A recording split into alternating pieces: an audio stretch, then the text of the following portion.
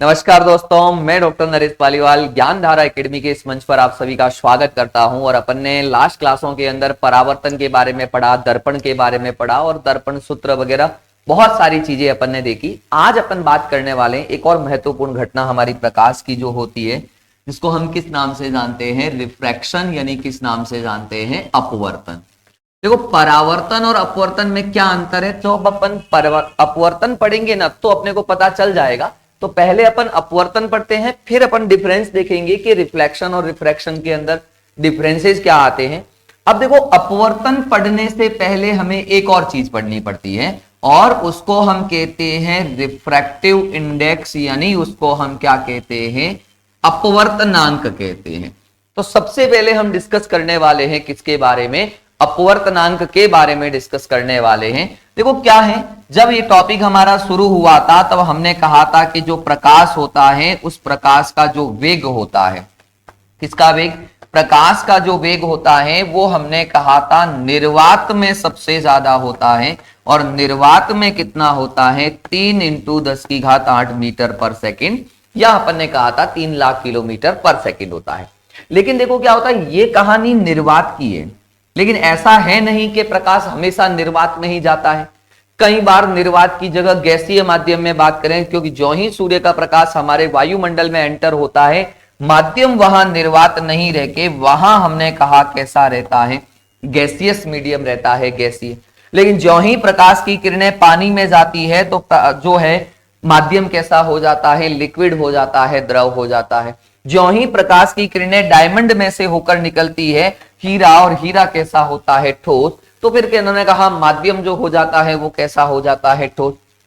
यानी प्रकाश निर्वात, गैसीय, द्रव, ठोस किसी भी माध्यम के अंदर क्या कर सकता है? मूव कर सकता है, गति कर सकता है। लेकिन सवाल ये है कि भाई प्रकाश निर्वात में तो इतनी स्पीड से गति करता है, क्या प्रकाश गैसीय माध्यम, द्रव माध्यम और ठोस में भी वैसे ही गति करता है?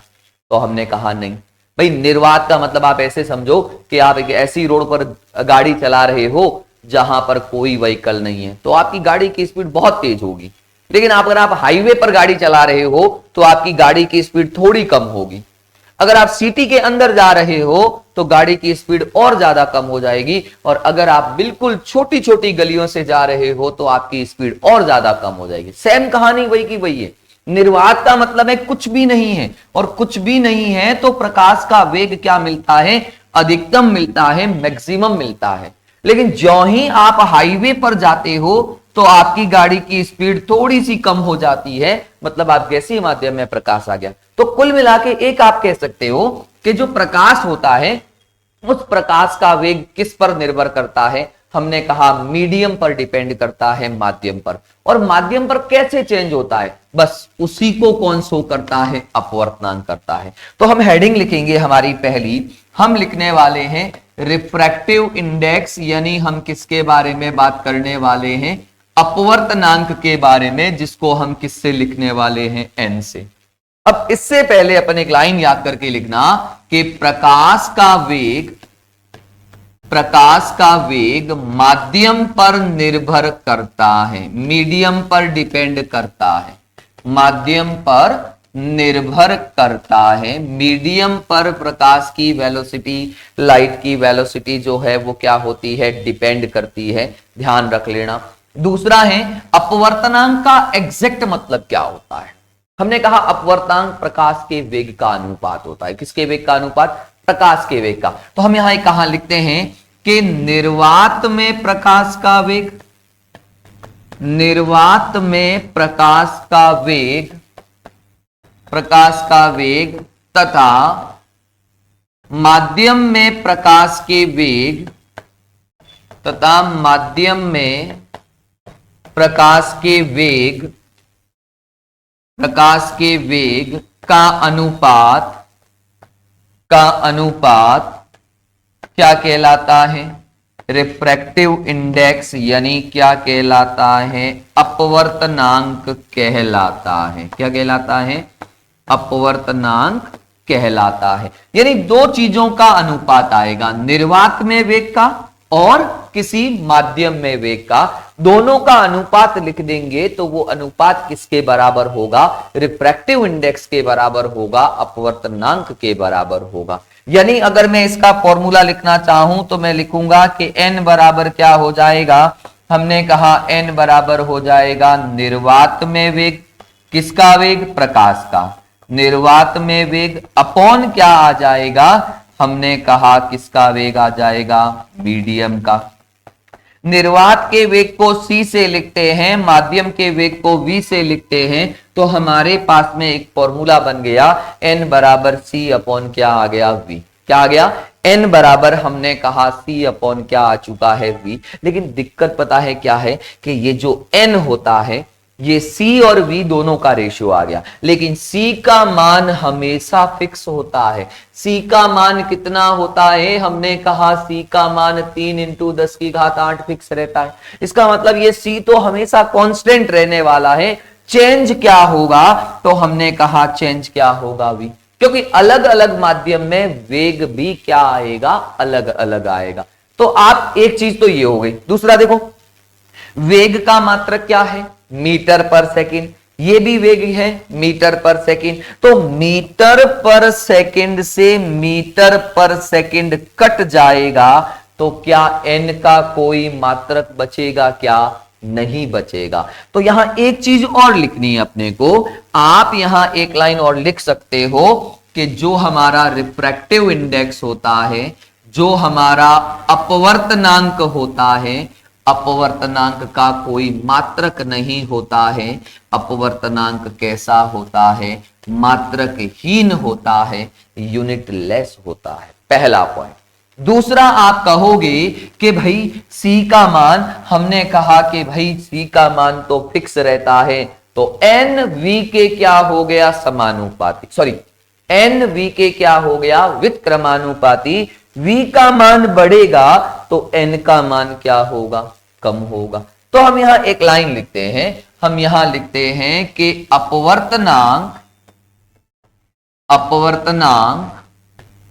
माध्यम के वेग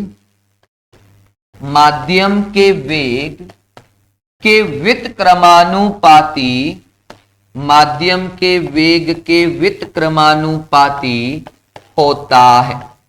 अपवर्तनांक किसके इनवर्सली प्रोपोर्शनल होता है? वेग के। यानी n समानुपाती 1/v लिखा जाता है। ये है n, ये है v, यानी वेग के क्या हो गया? उल्टा हो गया। कुल मिला के आप ये कह सकते हो, वेग बढ़ने पर, वेग अगर बढ़ा तो याद रखना वेग बढ़ने पर अपवर्तनांक क्या होगा? कम। क्या होगा? अपवर्तनांक कम। और वेग अगर बढ़ने की जगह घट जाए तो n का मान क्या हो जाएगा? बढ़ जाएगा। तब आप बोलोगे कि वेग घटने पर जो रिफ्रैक्टिव इंडेक्स है, जो अपवर्तनांक है, वो आपको क्या मिलेगा? तो हमने कहा क्या मिलेगा? ज्यादा। यानी वेग बढ़ेगा तो अपवर्तनांक कम होगा, वेग घटेगा तो अपवर्तनांक क्या होता जाएगा? ज्यादा हो जाएगा। इसी से दो वर्ड निकल के आते हैं हमारे पास। हमने कहा एक जो माध्यम आता है वो कौन सा आता है? सघन माध्यम। कौन सा आता है? हमने कहा एक माध्यम आता है डेंसर मीडियम, सघन माध्यम आता है। और याद रखना सघन माध्यम का मतलब है n का मान ज्यादा होगा। किसका मान ज्यादा होगा? n का मान ज्यादा होगा, अपवर्तनांक का मान क्या होगा? ज्यादा होगा। और अगर कोई माध्यम विरल है, रेयर मीडियम है, तो याद रखना विरल माध्यम का मतलब क्या होगा? तो n का मान हमने कहा क्या होगा? कम। तो जब कभी भी मैं ये नाम बोलूं ना कि सघन माध्यम, तो समझ जाना उसका n क्या है? ज्यादा। और अगर मैं बोलूं विरल माध्यम तो समझ जाना n का मान क्या है? कम है। और आप जानते हो अगर n का मान ज्यादा है तो वेग क्या होगा? कम। क्योंकि दोनों उल्टे होते हैं भाई। एन और वेग, अपवर्तनांक और वेग दोनों कैसे होते हैं? उल्टे। यानी एन ज्यादा तो वेग कम होगा और एन कम होगा तो वेग क्या होगा? तो हमने कहा वेग क्या होगा? ज्यादा होगा। वेग क्या होगा? ज्यादा होगा। तो अब आपके सवाल देखो, ये केवल समझने वाली है, यहां से मोस्टली आपके 10th में सवाल बनने के चांस कम होते हैं। सवाल ज्यादा से ज्यादा बनेगा तो अपवर्तनांक का फॉर्मूला पूछेगा। क्या पूछेगा? कि अपवर्तनांक का सूत्र क्या होता है? तो अपवर्तनांक का सूत्र होता है C/V, या अपवर्तनांक का मतलब है निर्वात में वेग अपॉन क्या आएगा? माध्यम में वेग आएगा। और या फिर पूछेगा परिभाषा कि अपवर्तनांक किसे कहते हैं? तो हमने कहा निर्वात में वेग और माध्यम के वेग का अनुपात क्या कहलाता है? अपवर्तनांक। यहां तक ठीक है। अब देखो, इसी अपवर्तनांक से रिलेटेड दो तीन चीजें और आ जाती है हमारे पास। एक वर्ड आता है जिसको आप क्या बोलते हो? सापेक्ष अपवर्तनांक। क्या बोला जाता है? सापेक्ष अपवर्तनांक। देखो, इसको समझने के लिए थोड़ा सा अपन एक एग्जांपल लेते हैं। सापेक्ष, रिलेटिव, हमने कहा क्या होता है? Refractive index. सापेक्ष का मतलब होता है किसी से तुलना करके दिया जाए। कैसे? मैं ये बोलता हूं कि कोई व्यक्ति x है और उसकी लंबाई है 160 सेंटीमीटर, कोई व्यक्ति y है, उसकी लंबाई है 180 सेंटीमीटर। अगर मैं नॉर्मली मेरे से ये पूछे ना कि x व्यक्ति की लंबाई कितनी है, तो मैं बोलूंगा 160 सेंटीमीटर। मेरे से कोई बोले कि y व्यक्ति की लंबाई क्या है, तो मैं बोलूंगा 180 सेंटीमीटर। लेकिन अगर मेरे से ये पूछे कि y x से कितना लंबा है, तो मैं बोलूंगा कि ये 180 है, ये 60 है, दोनों के बीच में डिफरेंस कितना है? 20। तो मैं ये कहूंगा कि x के सापेक्ष y जो है वो 20 सेंटीमीटर लंबा है। मैंने रिलेशन ले लिया, रिलेटिव ले लिया। इसका उल्टा बोलूं कि x जो है वो y से 20 सेंटीमीटर छोटा है। बस यही चीज है। अगर नॉर्मल बोले ना कि अपवर्तनांक क्या होता है, तो निर्वात अपॉन माध्यम कर सकते हैं। लेकिन अगर बोले कि सापेक्षिक अपवर्तनांक कितना है, सापेक्ष अपवर्तनांक कितना है, तो किसी एक और को कंपैरिजन करना पड़ेगा। तो हमने कहा कि भाई सापेक्ष अपवर्तनांक का मतलब क्या होता है? हमने कहा सापेक्ष अपवर्तनांक का मतलब याद रखना कि जब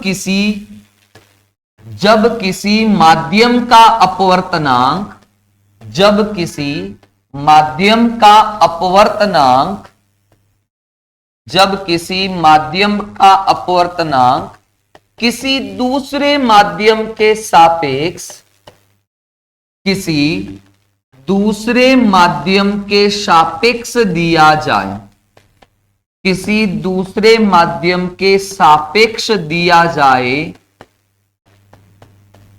तो इसे हम क्या कहते हैं?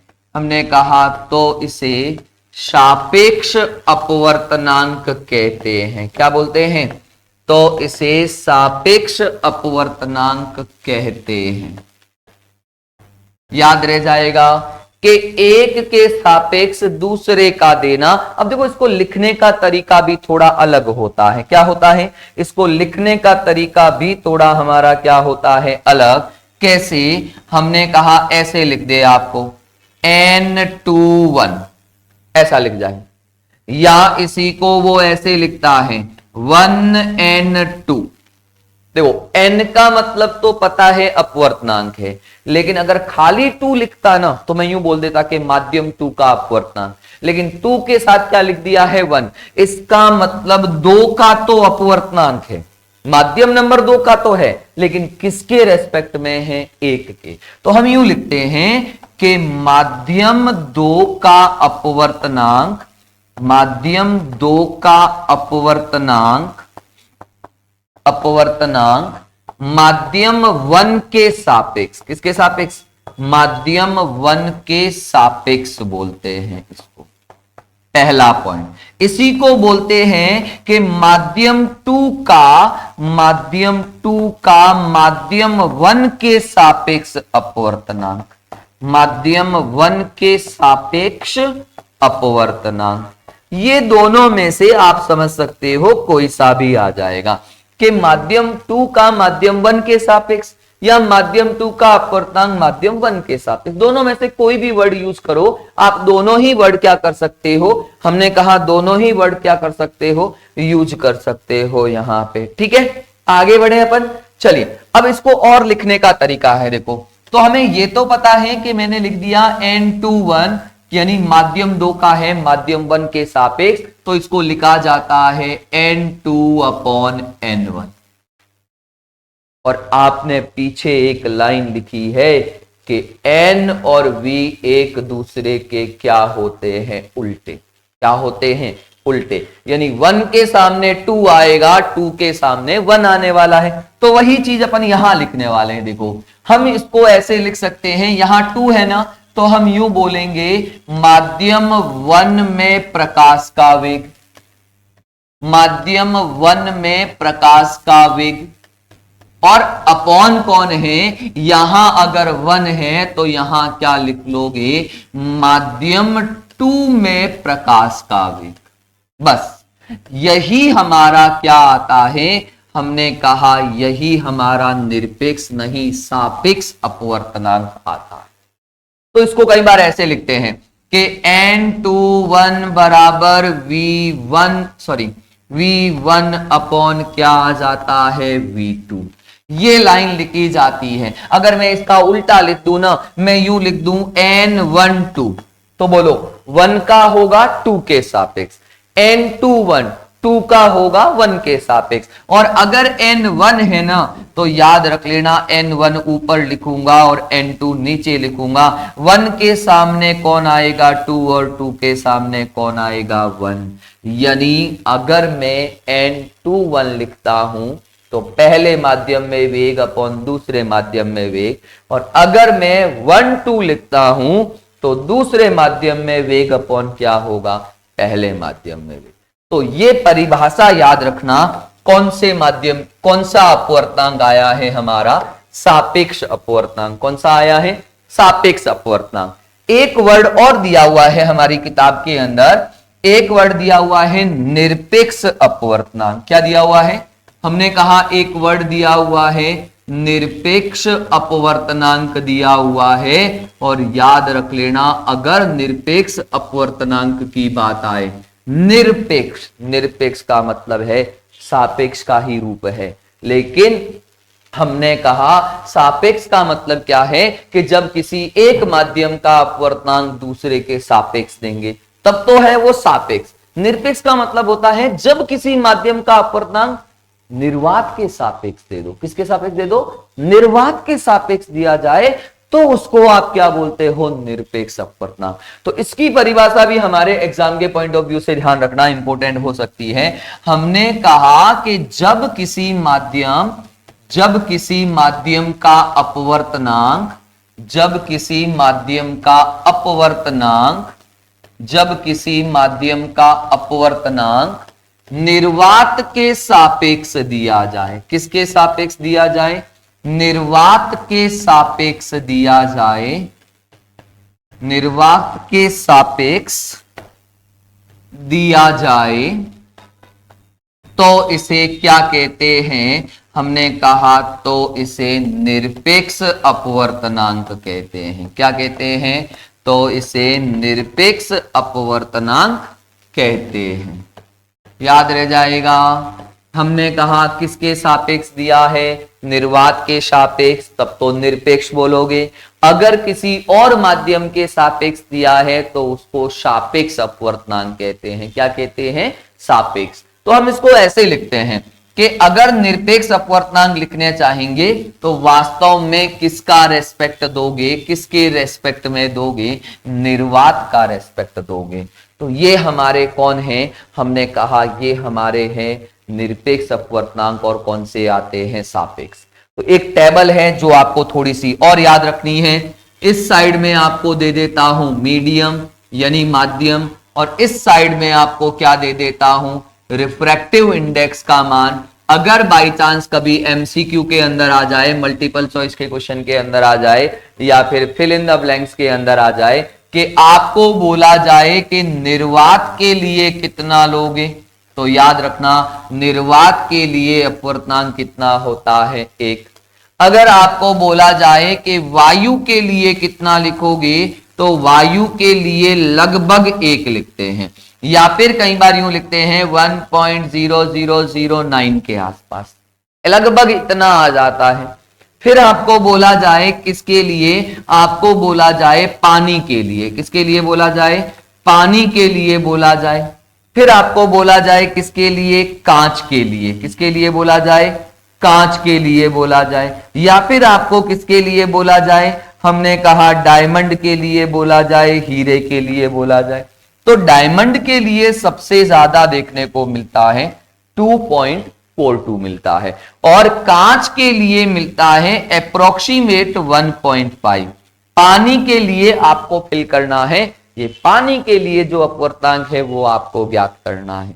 तो ये है हमारा अपवर्तनांक, निरपेक्ष अपवर्तनांक, सापेक्ष अपवर्तनांक, ये 3 चीजें हमारे सामने आई हैं। अब हम मेन डेफिनेशन पे बात करते हैं। किस पे बात करते हैं, हमारा जो मेन पॉइंट है, जिसको हमने कौन सी घटना नाम दिया है, हमने कहा उसको हमने बोला है रिफ्रैक्शन, यानी इसको हमने क्या बोला है, अपवर्तन। क्या बोला है उसको हमने, अपवर्तन बोला है, रिफ्रैक्शन बोला है। देखो अपवर्तन और परावर्तन में क्या अंतर है, पहले मैं आपको बता देता हूं थोड़ा सा बेसिक सा। परावर्तन में क्या होता है, एक ऐसी सतह होती है जिसके आर पार प्रकाश नहीं जा सकता, तो प्रकाश की किरण आती है, टकराती है, वापस उसी जगह लौट जाती है। उसी जगह का मतलब होता है उसी मीडियम में लौट जाती है। लेकिन अपवर्तन में ऐसा नहीं होता है। अपवर्तन में ऐसा देखा गया कि प्रकाश की किरण आएगी, जैसे ये दे दिया आपने कोई माध्यम, ये आपने दे दिया माध्यम नंबर 1। जैसे सपोज करो प्रकाश की किरण पानी से हवा में जा रही है, पानी से कांच में जा रही है, तो एक माध्यम आ गया 1 और इसको हमने लिख दिया माध्यम नंबर क्या लिख दिया 2। ओके, अब देखो क्या होता है, ऐसा देखा गया सतह के 90 डिग्री पर जिसको भी खींचते हैं, याद रखना सतह के 90 डिग्री पर जो भी लाइन खींचेंगे उसको क्या नाम दिया जाएगा, अभिलंब। क्या बोला जाएगा, अभिलंब कहा जाएगा, नॉर्मल कहा जाएगा। अब हमने कहा क्या हुआ, हमने कहा कि ये हुआ कि ये प्रकाश की किरण आई, क्या आई, ये प्रकाश की किरण आई। प्रकाश की एक आदत है, प्रकाश हमेशा सीधा जाना चाहता है। कैसे जाना चाहता है, सीधा। तो इस किरण को हम नाम देते हैं कि ये वाली जो किरण है वो हमारी कौन सी है, आपतित किरण है। कौन सी किरण है, आपतित किरण है, इंसिडेंट रेज है।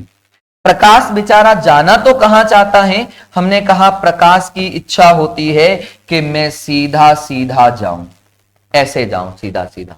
लेकिन गड़बड़ होती है यहां कि पता चला यहां पानी हवा है, यहां पानी है, यहां अपवर्तनांक अलग है, यहां अलग है, यानी यहां पे स्पीड अलग है, यहां पे स्पीड अलग है। तो जो ही प्रकाश इस पॉइंट पर पहुंचता है ना, उसकी स्पीड बदल जाती है, उसका वेग बदल जाता है। और ज्यों ही प्रकाश की स्पीड बदलती है, ज्यों ही प्रकाश का वेग बदलता है, उसका रास्ता भी बदल जाता है, यानी वो बैंड हो जाता है।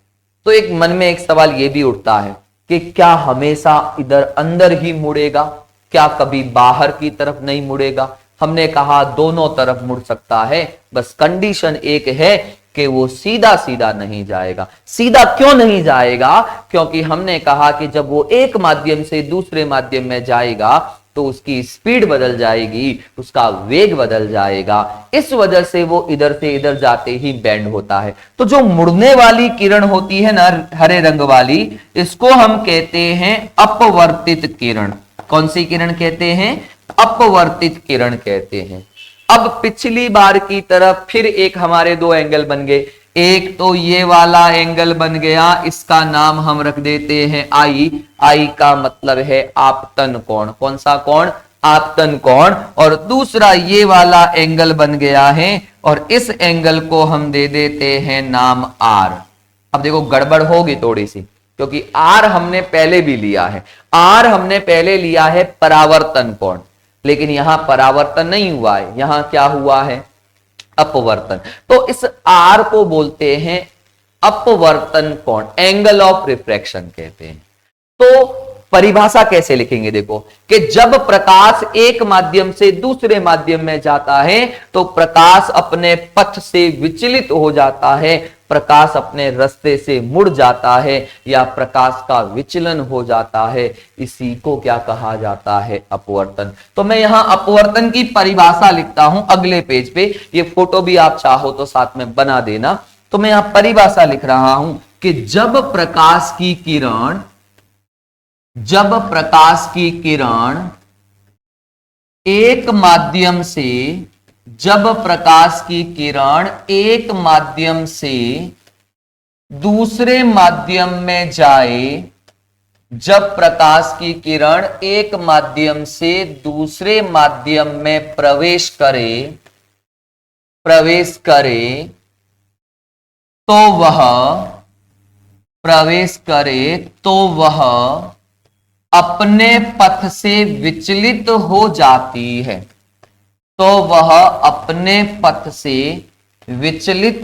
जाती है, अपने पथ से विचलित हो जाती है।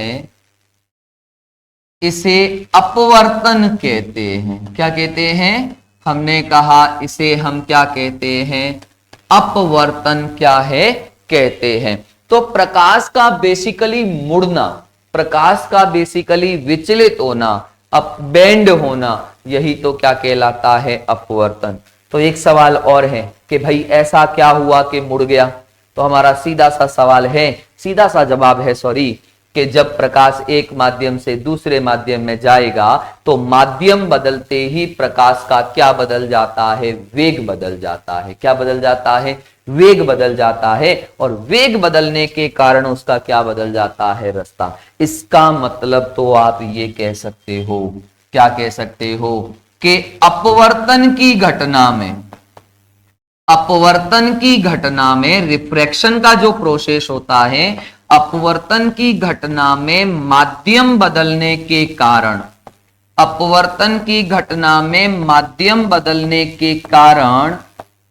प्रकाश का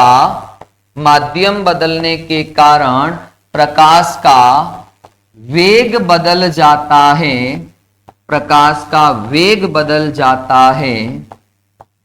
और प्रकाश किरण अपने पथ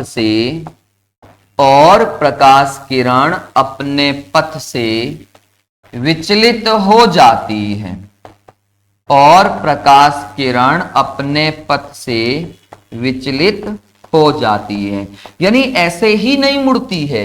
प्रकाश की किरण के मुड़ने का कारण होता है माध्यम बदलना। माध्यम बदलने से हमने कहा वेग बदलेगा, और वेग बदलने से वो क्या हो जाती है, विचलित होगी, अपने पथ से विचलित होगी। तो ये हमारी कहानी जो है ना, वो किसकी है, अपवर्तन की कहानी है। हमने कहा इस माध्यम का अपवर्तनांक n1 ले लूं, इस माध्यम का अपवर्तनांक में क्या ले लूं, n2। अभी तक मैंने यह नहीं कहा है कि कौन कैसा है, लेकिन याद रखना कि जब प्रकाश की किरण अंदर की तरफ मुड़ती है, याद रखना किधर मुड़े, अंदर की तरफ मुड़े, इसका मतलब दूसरा वाला ज्यादा होगा। सिंपल भाषा में, अगर ये प्रकाश की किरण इधर दूर की तरफ चली गई तो बाहर वाला ज्यादा होगा, यानी जो अंदर वाला मीडियम है वो कम होगा, इसलिए ऐसा हुआ है। अब ये आगे देखेंगे कि ऐसा हुआ क्यों है। तो अब हम बात करते हैं अगले पॉइंट की हमारे, और हमारा अगला पॉइंट है अपवर्तन के नियम। ये हमारे लिए एग्जाम के पॉइंट ऑफ व्यू से दूसरा वाला नियम बहुत ज्यादा इंपॉर्टेंट है। अपवर्तन के नियम की बात करें तो परावर्तन के भी दो नियम पढ़े थे। कौन कौन से, कि आपतित किरण, परावर्तित किरण और अपवर्तित किरण तल में होती है। और दूसरा नियम पढ़ा था, हमने कहा कि I और R परावर्तन में I और R बराबर होते हैं, लेकिन यहां देखो I और R कभी बराबर नहीं हो सकते, क्योंकि अगर ये सीधा जाता ना तब I और R बराबर होते। ये मुड़ गई है तो इतना सा कम हो गया है कौन, यानी ये बराबर तो नहीं हो सकते हमारे। तो अपवर्तन के क्या आते हैं, नियम आते हैं। तो पहला नियम तो वही है जो हमारा परावर्तन का है। परावर्तन का पहला नियम क्या कह रहा है, परावर्तन कह रहा है आपतित किरण, जो किरण आ रही है, कौमा अभिलंब, जो अपन ने 90 डिग्री का एंगल बनाया है, आपतित किरण, अभिलंब तथा अपवर्तित किरण तीनों एक ही तल में होते हैं। तीनों एक ही तल में होते हैं। तीनों एक ही तल में होते हैं। ये सिंपल और हमारा पहला रूल है। एक ही तल का मतलब क्या होता है? पेन है क्या दो एक्स्ट्रा? एक ही तल का मतलब क्या होता है? देखो उधर पड़ा। देखो एक ही तल का मतलब अपन समझते हैं कि एग्जैक्ट यहां पर क्या है। एक ही तल का मतलब यह है कि देखो ये वाली किरण जो है ना आ रही है, दूसरे कलर का है पेन? हाँ, ये क्या ब्लैक दिखेगा नहीं, इधर देखो, ये किरण है आने वाली, इसको आपने लिखा है आपतित किरण। ओके, ये वाली किरण, ये है अभिलंब, ये आपतित किरण, और तीसरी है ये अपवर्तित किरण। ये तीनों एक ही तल में होंगे। कैसे होंगे? एक ही तल में होंगे। ऐसे देखो, ऐसा नहीं होगा कि ये किरण ऐसे बाहर की तरफ आ रही है, यूं बाहर आ रही है।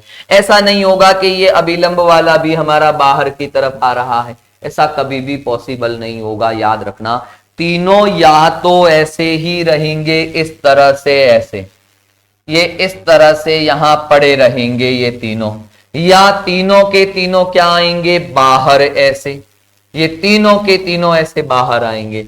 ये रहेंगे कुल मिलाकर एक ही प्लेन में। ये हमारा जो नियम होता है वो कौन सा होता है? पहला वाला। अब देखो दूसरा वाला रूल कौन सा होता है? दूसरा वाला रूल ही हमारे लिए सबसे ज्यादा इंपॉर्टेंट है, और एग्जाम में अगर पिछले साल नहीं आया तो इस साल 100% आएगा कि ये स्नेल का नियम क्या होता है। किसका नियम? स्नेल का नियम क्या होता है उसके बारे में बात करते हैं। स्नेल का नियम क्या कहता है? अब देखो, उसके नियम पढ़ने से पहले अपन एक चीज आती है कि मैथ्स के अंदर इसको आप कहते हो साइन थीटा, इसको आप कहते हो कोस थीटा, और ये क्या होता है? Tan theta. लेकिन इनको हिंदी में भी कुछ बोला जाता है। साइन थीटा को हिंदी में बोला जाता है ज्या, कोस थीटा को हिंदी में बोलते हैं कोज्या, और टेन थीटा को हिंदी में बोलते हैं स्पर्श ज्या। ये हिंदी में नाम होते हैं। ज्या, कोज्या और स्पर्श ज्या आते हैं, तीनों नाम।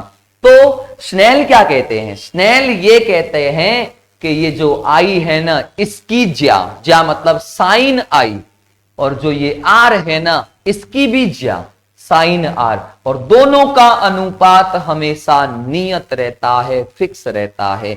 यही हमारा किसका नियम है? स्नेल का। तो याद रखना क्या कहता है ये नियम? ये नियम कहता है आपतन कोण की ज्या, आपतन कोण की ज्या, ज्या का मतलब है साइन, तथा अपवर्तन कोण की ज्या, तथा अपवर्तन कोण की ज्या, आपतन कोण की ज्या तथा अपवर्तन कोण की ज्या का अनुपात, ज्या का अनुपात हमेशा नियत रहता है। क्या रहता है? हमेशा नियत रहता है। इसी को क्या कहते हैं? स्नेल का नियम। तो याद रखना, कौन से कोण की ज्या? आपतन कोण की ज्या, तो साइन आई लिख दिया। आई का मतलब है आपतन कोण, साइन का मतलब होता है ज्या, और अपवर्तन कोण की ज्या मतलब साइन आर। इन दोनों का अनुपात हमेशा कैसा होता है? तो याद रखना, दोनों का अनुपात हमेशा फिक्स रहता है, हमेशा नियत रहता है। तो दो तरीके से सवाल आएगा आपके लिए। पहला तो आएगा कि स्नेल का नियम लिखिए, तो पूरा पूछ सकता है। दूसरा आएगा कि स्नेल का जो नियम है, इस स्नेल के नियम का गणितीय रूप लिखिए, मैथमेटिकल फॉर्म लिखिए। तो ये हमारे स्नेल के नियम का कौन सा रूप आता है? हमने कहा ये हमारे स्नेल के नियम का कौन सा आता है? गणितीय रूप। कौन सा आता है? गणितीय रूप आता है। तो शुरू से अपन ने देख लेते हैं कि अपन ने पढ़ा क्या है। सबसे पहले हमने कौन सा अपवर्त क्या पढ़ा था? सबसे पहले हमने पढ़ा था अपवर्तनांक। क्या पढ़ा था? अपवर्तनांक। अपवर्तनांक के अंदर एक चीज तो आपको डायरेक्ट याद रखनी है कि प्रकाश का वेग निर्वात में क्या होता है, मैक्सिमम होता है, और कितना होता है, 3 × 10⁸ होता है। दूसरा पॉइंट आप ध्यान रखना, दूसरा पॉइंट की अगर हम बात करें, अपवर्तनांक का मतलब क्या होता है, अपवर्तनांक का मतलब क्या होता है, तो याद रखना कि निर्वात में वेग और माध्यम में वेग का अनुपात, यानी C/V क्या कहलाता है, अपवर्तनांक कहलाता है। तीसरा पॉइंट क्या पढ़ा था, तीसरा पढ़ा था कि अपवर्तनांक का कोई मात्रक नहीं होता है, कोई यूनिट नहीं होती है। और चौथा हमने कहा अपवर्तनांक और वेग क्या होते हैं, उल्टे, यानी वेग बढ़ेगा तो अपवर्तनांक घटेगा और वेग घटेगा तो अपवर्तनांक बढ़ेगा। ओके, फिर आता है तीसरे नंबर पर, हमने कहा सघन माध्यम होगा तो n का मान ज्यादा होगा, विरल माध्यम होगा तो n का मान कम होगा। चौथे नंबर पर पढ़ा था सापेक्ष। सापेक्ष का मतलब होता है किसी दूसरे माध्यम से सापेक्ष दे दो, कि एक माध्यम को कंपैरिजन करके दूसरे का अपवर्तन दो, दूसरे का अपवर्तनांक दो, वो सापेक्ष होता है। और अगर दूसरा माध्यम निर्वात हो, क्या हो, निर्वात हो, कि निर्वात के सापेक्ष दे दो, तो उसको आप क्या कहते हो, निरपेक्ष अपवर्तनांक।